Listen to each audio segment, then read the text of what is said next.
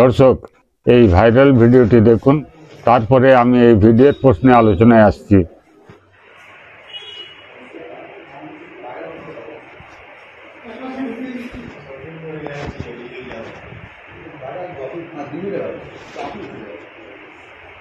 জানা কথা বলুন না, আরে সব সঠিক করে বাড়ি বাড়ি দিচ্ছি। আসুন।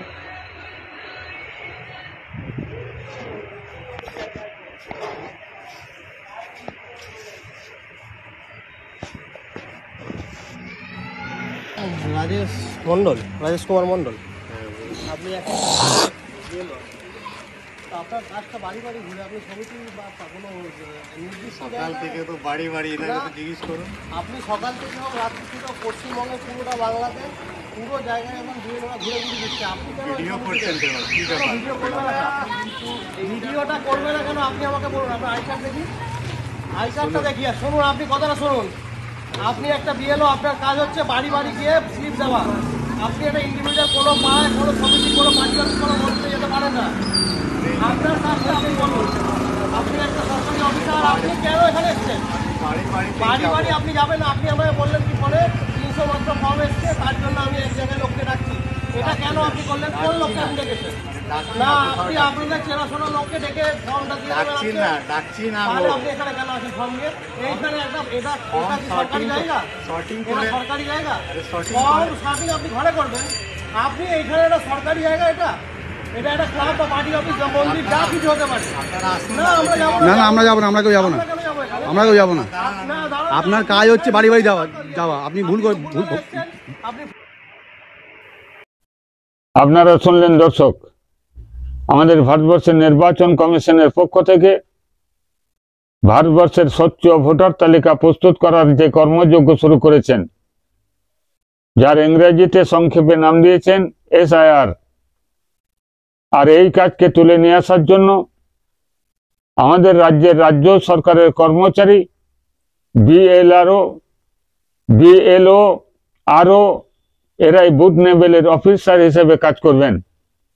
আপনারা দেখলেন সেই চিত্র। বুথ লেভেলের অফিসার, তিনার নির্দেশ আছে বাড়িতে বাড়িতে যাওয়া, প্রত্যেকটি ভোটারের সঙ্গে সাক্ষাৎ করা, 2টি করে ফর্ম দেওয়া, আর সেই ফর্মকে তুলে নিয়ে আসার মধ্য দিয়ে আমাদের ভারতবর্ষে স্বচ্ছ ভোটার তালিকা প্রকাশিত হবে।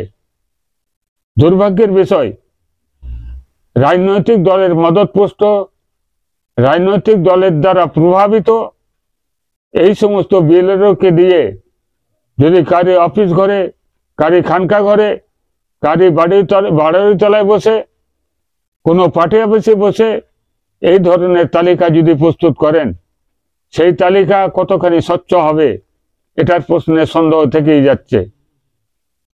এই যখন আমরা দেখছি একধারে রাজনৈতিক দলের দ্বারা প্রভাবিত এই ধরনের 2 নম্বরই করছেন, ঠিক অপর দিকে অনেক বিএলআরও আছেন, তারা বাড়িতে বাড়িতে যাচ্ছেন সঠিকভাবে স্বচ্ছ ভোটার তালিকা যাতে তৈরি করা যায় সেই কাজে যারা মন দিয়েছেন, বাড়িতে বাড়িতে যাচ্ছেন, তাদের গলায় আবার জুতোর মালা পরিয়ে গোটা গ্রামে ঘোরানো হচ্ছে।